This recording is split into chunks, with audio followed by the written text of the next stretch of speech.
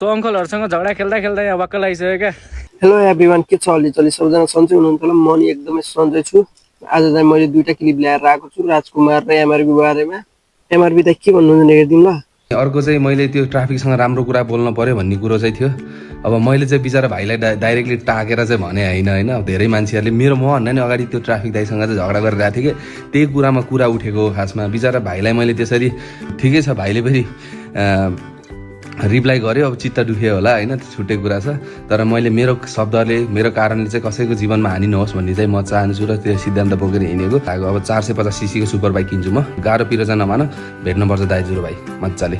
So अनि त्यही हो। अनि साना साना भाइहरूसँग चाहिँ डिस हान पोइन्ट आउट गर्दा गर्दा चाहिँ हामी गर्न चाहन्नौँ, किनकि अब दाइ बुढो भइसक्यो, तालो फुल्किसक्यो होइन। अब सानो सानो भाइसँग न्यु खोजेर बसेर काम पनि छैन। राजकुमार के भन्छ हेर्दिउँ ल। अङ्कलहरुसँग झगडा खेल्दा खेल्दा यहाँ वाक्क लागिसक्यो क्या।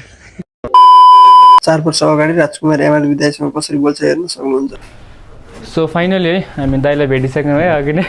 सही हो, सही होइन, लाइक अगाडि भएपछि त के बोलौँ लाग्ने क्या। अब होइन फर्स्ट टाइम मैले लाइफमा दाइलाई भेटेँ होइन।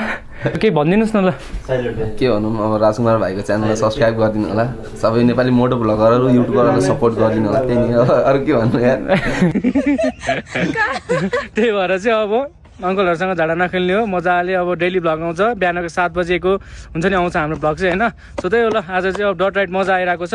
अनि त्यही हो आफ्टर तपाईँहरूलाई चाहिँ कमेन्ट पनि भनिदिनु होला। मलाई चाहिँ एमआरबी त लास्ट खतरा लाग्छ, बबाल लाग्छ होइन। खोइ किन एमआरबी त चाहिँ लास्ट मनपर्छ। तपाईँहरूलाई को मन पर्यो आफ्नो कमेन्ट छोड्न नभुलिदिनु होला।